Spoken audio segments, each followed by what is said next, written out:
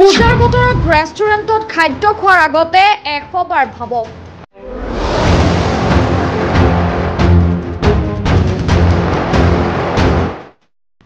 পাঠশালাৰ chef kitchen নামৰ ৰেষ্টুৰেণ্টত উত্তপ্ত পৰিস্থিতি।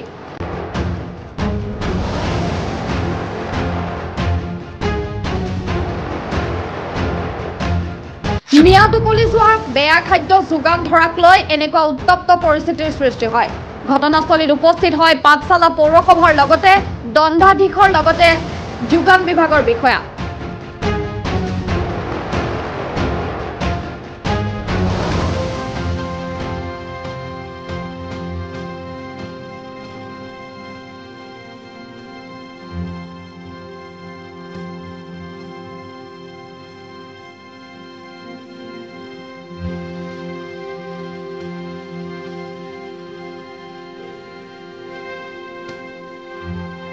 দুটাকৈ ঘৰুৱা চিলিণ্ডাৰ জব্দ কৰে যোগান বিভাগে।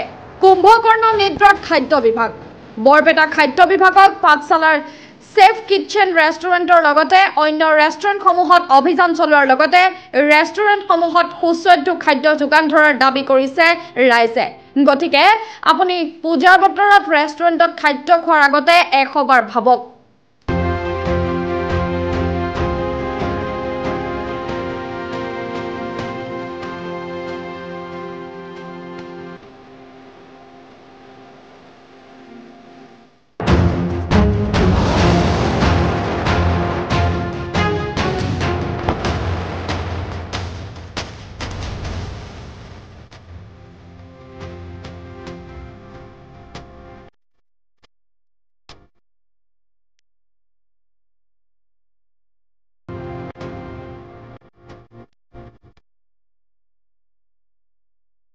আমি ইয়াতে আহিছিলোঁ বিশেষ ওপৰতে এটা খবৰ পাই পেলাই আমি আহি দেখিলোঁ কিছুমান বস্তু আমি ইয়াতে অলপমান চালোঁ, অনুসন্ধান কৰিলোঁ। অনুসন্ধান কৰি পেলাই গম পালোঁ যে ভালেখিনি বস্তু মানে কি হৈছে এক্সপায়াৰী ডেট মানে উকলি গৈছে।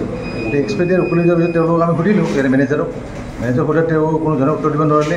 তাৰপিছত আমি পাকঘৰৰ ফালে আহি পেলাই পাকঘৰৰ গোটেই পৰিৱেশটো চালোঁ। পাকঘৰৰ পৰিৱেশটো চাই দেখিলোঁ আচৰিত। এতিয়া গ্ৰীণ মটৰ আছে, গ্ৰীণ মটৰৰ ভিতৰত ভেঁকুৰি গৈছে। মাংস কিমান দিন আগৰ মাংস হিচাপ নাই, এটা শিলৰ নিচিনা হৈছে, পিছত থৈ খাব মানে কোনো ধৰণৰ মানে উপযোগী নহয়। গ্ৰেভি দেখিলোঁ, গ্ৰেভিবিলাক মানে ঢাকন নিদিয়াকৈ থৈ দিছে। এই চাওমিনবিলাকো ঢাকন নিদিয়াকৈ থৈ দিছে। ফ্ৰাইড ৰাইচটো ঢাকন নিদিয়াকৈ থৈ দিছে, কোনো ধৰণৰ প্ৰটেকশ্যন নাই। তাৰপিছত ফ্ৰিজত আমি দেখিলোঁ ফ্ৰিজত দুদিন আগৰ মাংস বনাই থোৱা বুলি কৈছে তেওঁলোকে। দুদিন মানে খোৱাৰ কোনো অনুপযোগী। বাকী বিভিন্ন ধৰণৰ বস্তু ইয়াতে কাটি কাটি থৈ দিয়া আছে, ৰেডিমেড একদম। মানে মানুহ কাষ্টমাৰ আহিলে জাষ্ট বনাই দিবলৈ হেৰি কৰিব, এনেকুৱা ধৰণৰ কথা। গতিকে বিশেষকৈ এক্সপায়াৰী হৈ যোৱা বস্তুবিলাক খোৱাটো যথেষ্ট দোষণীয়। চেফ কিটচেন পাঠশালা, কি নাম? Chef kitchen, chef kitchen. গতিকে তেওঁলোকে দোকান দিছে, দোকান ভালদৰে চলাই থাকিব লাগে। মানুহক যদি বিষাক্ত যদি বস্তু খুৱাই থাকে এইটো ডাঙৰ কথা। ইয়াতে ঘৰুৱা চিলিণ্ডাৰ আমি দেখিছোঁ, এতিয়া কমাৰ্চিয়েল চিলিণ্ডাৰ আমি দেখা নাই ইয়াতে। সেইটো তেওঁলোকে কি কাৰণে কেনেকৈ কি ব্যৱহাৰ কৰিছে সেইটো আমি নাজানো। এইটো ধৰকচোন ডিপাৰ্টমেণ্টেলি সেইটো অনুসন্ধান কৰিব।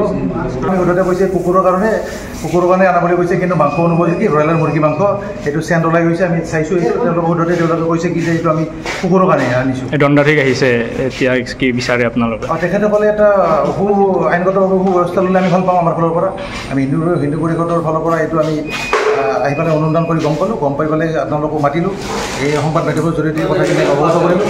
আগন্তুক দিনত এই বৃহত্তৰ বজালী আমাৰ এলেকাত যাতে এনেকুৱা ধৰণে যাতে দ্বিতীয় মানে এখন মানে ৰেষ্টুৰেণ্টে যাতে কোনো ধৰণৰ এনেকুৱা মানে বেয়া বস্তু যাতে পাব্লিকক মানে মানুহক যাতে নোখোৱায়, গতিকে এইটো আমাৰ ফালৰ পৰা এতিয়া অনুৰোধ থাকিব। কি আপোনাৰ শ্ৰীপৰা কিটচেনৰ কি কাম কৰে আপুনি? মই ইয়াৰে মেনেজাৰ হয়। মালিকৰ নাম কি?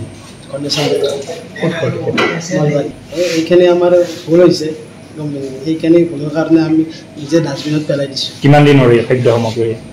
2-3 দিন হ'ল। আৰু মাংসৰে কিমান দিনৰ আছিলে ফ্ৰিজত? কিমান দিন ধৰি এনেধৰণে ভুল কৰি আছিলে আপোনালোকে? এনেকৈ যে অখাদ্য মানুহক খুৱাই আছে কিমান দিন ধৰি হৈছিলে? বেছি দিন নহয়, কাৰণ এই জাষ্ট ধৰক আনি মেলি আমাৰ ফ্ৰিজত থোৱা যায়। ধৰক অনলি আমাৰ বুলি নহয়, সকলো ৰেষ্টুৰেণ্টতো আমাৰ 2-3 দিন হ'ল, বেছি দিন হোৱা নাই। এনেকুৱা অখাদ্য সকলো ৰেষ্টুৰেণ্টত থাকিব হয়। এতিয়া বৰ্তমান আমিতো এনেকুৱা থাকোঁ, ধৰক বেলেগতো এনেকুৱাকৈ চলি থাকে। এতিয়া কি কৰিব দিছে? এইখিনি ডাষ্টবিনত পেলাব দিছে। আমি নিজে ডাষ্টবিনত পেলাইছোঁ, আমাৰ ভুলটো আমি নিজে ভুল বুলি স্বীকাৰ কৰিছোঁ।